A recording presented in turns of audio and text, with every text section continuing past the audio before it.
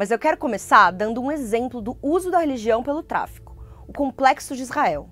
Eu tô falando de um conjunto de 5 comunidades na zona norte do Rio, dominado pelo Terceiro Comando Puro, uma das maiores facções do estado. A Estrela de Davi aparece em muros e bandeiras nas entradas das favelas e foi vista até em neon no alto de uma caixa d'água na comunidade de Cidade Alta. Segundo a polícia, esse território foi batizado de Complexo de Israel pelo chefe do tráfico local. Pesquisadores dizem que é uma referência a uma passagem bíblica que cita a terra prometida para o povo de Deus. O grupo que o traficante comanda também tem um nome relacionado à religião, Tropa de Arão. Arão é o irmão de Moisés, um dos principais personagens do Antigo Testamento. No início, a Tropa de Arão dominava o tráfico na comunidade de Parada de Lucas. Hoje, também controla o tráfico nas favelas de Cidade Alta, Pica-Pau, Cinco Bocas e Vigário Geral, segundo a polícia e centros de pesquisa em segurança pública. É importante lembrar que a comunidade evangélica em geral rejeita totalmente a ideia de que um traficante possa ser evangélico, e eu também falo disso mais pra frente. Mas pesquisadores apontam que traficantes como líder da Tropa de Arão, eles não só se declaram evangélicos, mas têm de fato uma vida religiosa, participam de cultos e têm até amigos pastores. Segundo a polícia, foi o líder da tropa que mandou espalhar as referências religiosas pelo território do Complexo de Israel. Ao mesmo tempo, ele é alvo de 20 mandados de prisão por crimes como homicídio, tortura, tráfico, roubos e ocultação de cadáver. No caso do Complexo de Israel, nós estamos falando de um traficante que se identifica como evangélico, mas que não só tem a sua prática religiosa no cotidiano, mas ele leva essa prática para a comunidade, proibindo outras religiões de existirem e de praticarem a sua fé, principalmente religiões de matriz africana, que exige que os participantes do seu exército e daqueles que vão dominar o território junto com ele sejam religiosidades evangélicas, sejam expressões de fé evangélicas, e se não for evangélica, pelo menos que não sejam de religiões de matriz africana ou devotos de São Jorge, por exemplo. Mas essa ligação entre o tráfico e as religiões pentecostais não começou agora. Uma das primeiras pesquisadoras a estudar esse fenômeno foi a Cristina Vital Cunha, da Universidade Federal Fluminense. Entre 1996 e 2009, ela analisou a aproximação de traficantes com evangélicos em diferentes comunidades do Rio. Olha só o que ela descreveu. Nas favelas do Acari e de Santa Marta, a rádio de comunicação dos traficantes apitava todos os dias às 5h30 com uma oração do chefe do tráfico. O chefe do tráfico, ao mesmo tempo, falava com Deus, pedindo proteção, e dava orientação, pedindo para os subordinados matarem menos e dizendo para os líderes comunitários cuidarem das pessoas. E aí não se tratava só de pedidos de oração, né? Pedido de proteção na vida do crime. Era participação ao mesmo tempo no crime e na vida, nas igrejas, né? Na vida comunitária. Então, a participação em cultos, pedidos de cultos de ação de graça, financiamentos de cultos de ação de graça, participação em corrente das igrejas. Um dos traficantes que está lá documentado no meu livro, Oração de Traficante, fala sobre o seu lugar como dizimista em uma igreja de uma denominação nacional. Então, era um fenômeno diferente do que se identificava até aquele momento e que se mantém até hoje. Mas por que muitos traficantes passaram a seguir a fé evangélica? Primeiro, é bom a gente lembrar que a influência de religiões sobre organizações criminosas já existiu em outros períodos e lugares. Na Itália, por exemplo, houve acusações no passado de uma tolerância da Igreja Católica em relação à máfia. E nesse caso específico do tráfico nas comunidades do Rio, os pesquisadores ressaltam que essa influência das religiões sempre existiu, ou seja, não é exclusiva dos evangélicos. O Dorian Borges, professor da Universidade do Estado do Rio de Janeiro, me lembrou que nas décadas de 1980 e 1990, as facções eram bastante associadas a religiões afro-brasileiras, como o candomblé e a umbanda, por exemplo. Ou seja, uma dinâmica entre religião e tráfico que já existia, passou a incorporar a cultura neopentecostal que surgia no país. Isso porque a conversão de traficantes é um fenômeno que tem a ver com as mudanças sociais em curso no país. Nos últimos 30 anos, a sociedade brasileira se tornou mais evangélica como um todo. Segundo o IBGE, o número de evangélicos subiu 61% entre 2000 e 2010. E de acordo com projeções, se o crescimento continuar no ritmo atual, em 2030 os evangélicos vão chegar a ser mais de 40% da população brasileira. Com isso, eles se tornariam o principal grupo religioso do Brasil já na próxima década. A conversão dos traficantes evangélicos se dá, na verdade, por diferentes linhas, né?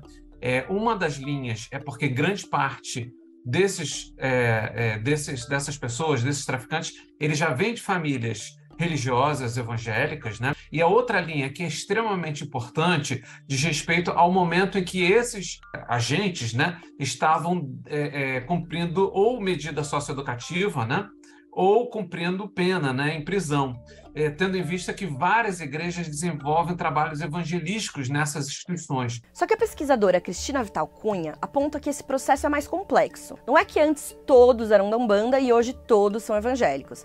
Essas duas fés sempre conviveram. Um outro equívoco, em termos assim, sociais, públicos, que é a ideia de que nos anos 80 e 90 nós tínhamos os traficantes que eram aí ligados ao candomblé e à Umbanda, fartamente retratados tanto na bibliografia acadêmica como também na literatura, e que no movimento linear, como se fosse exatamente uma mudança total desse contexto. Antes eram traficantes macumbeiros e agora são traficantes evangélicos, e não se conforma a isso. Outra condição central para o surgimento desse fenômeno é que as igrejas viraram um elemento muito importante no dia a dia das comunidades. Elas passaram a representar segurança, apoio material, espiritual e até apoio psicológico aos moradores das favelas.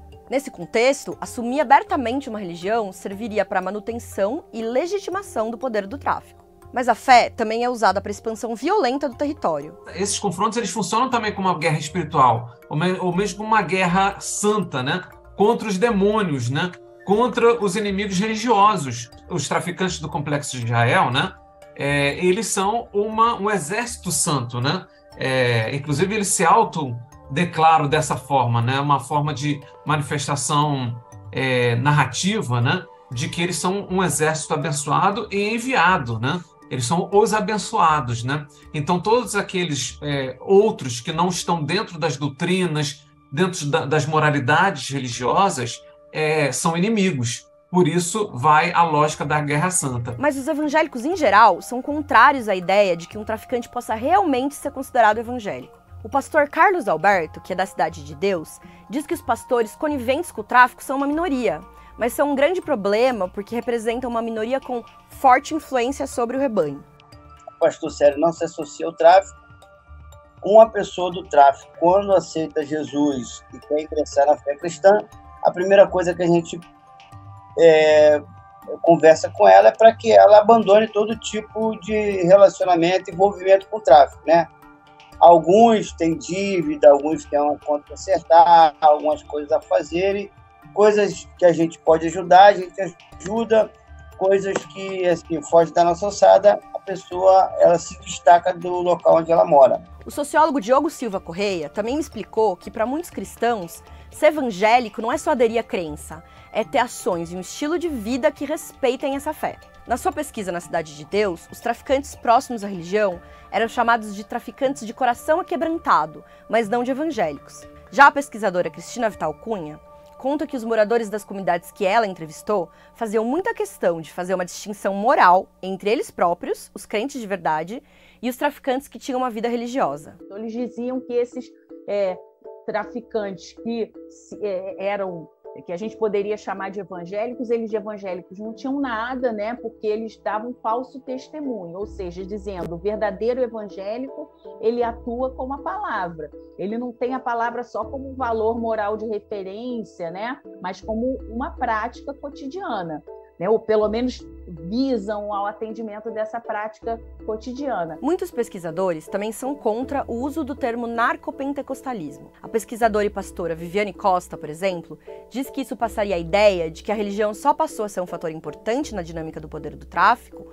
com os traficantes evangélicos, o que não é verdade. A pesquisadora Cristina Vital Cunha também critica o uso desse termo. A ideia de narcopentecostalismo pode produzir a ideia de que tem uma religião específica de traficantes, uma religião que é tomada por traficantes, quando isso, na atualidade, não se verifica no Brasil. Ele acaba sendo um termo assim, sensacionalista, né, que visa promover, chamar a atenção de um fenômeno, mas eu acho que aí de um modo que precariza o entendimento sobre esse próprio fenômeno.